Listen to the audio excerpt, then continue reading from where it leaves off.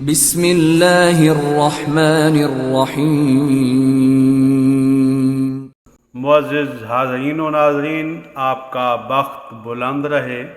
ہماری in Islamic videos میں ایک میسج ہوتا ہے اور اس میسج کو آگے اور لوگوں تک پہنچانے میں آپ کا لائک کرنا بہت ہی اہم کردار ادا کرتا ہے۔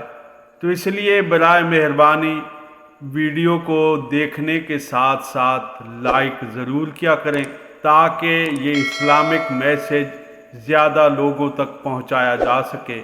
تو دوستو، آج کی ویڈیو میں شیخ عبدالقادر جیلانی محبوب سبحانی کے بچپن کا ایک واقعہ آپ کے گوش گزار کرنے لگا ہوں۔ آخر تک ساتھ رہیے گا۔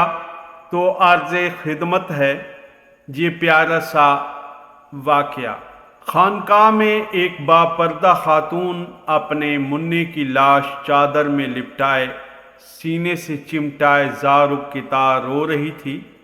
اتنے میں ایک چھوٹا سا بچہ دوڑتا ہوا آتا ہے اور ہمدردانہ لہجے میں اس خاتون سے رونے کا سبب پوچھتا ہے تو وہ روتے ہوئے کہتی ہے، بیٹا، میرا شوہر اپنے لخت جگر کے دیدار کی حسرت لیے دنیا سے رخصت ہو گیا ہے۔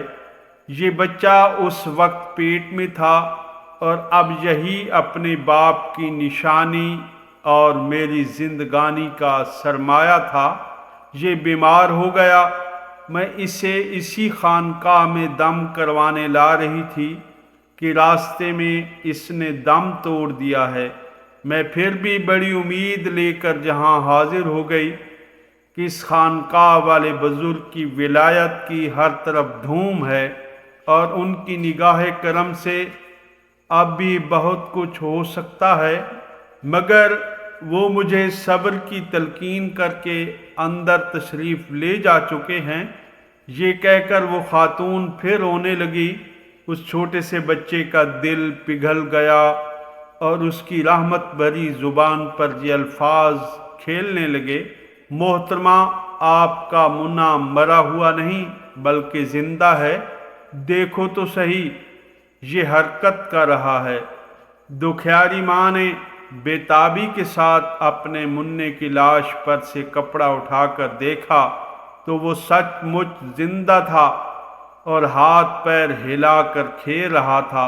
اتنے میں خانقاہ والے بزرگ اندر سے واپس تشریف لائے، بچے کو زندہ دیکھ کر ساری بات سمجھ گئے اور لاٹھی اٹھا کر یہ کہتے ہوئے اس بچے کی طرف لپکے کہ تو نے ابھی سے تقدیر خداوندی کے سربستہ راز کھولنے شروع کر دیے ہیں۔ وہ بچہ وہاں سے بھاگ کھڑا ہوا اور وہ بزرگ اس کے پیچھے دوڑنے لگے۔ وہ بچہ یکایک قبرستان کی طرف مڑا اور بلند آواز سے پکارنے لگا، اے قبر والو، مجھے بچاؤ۔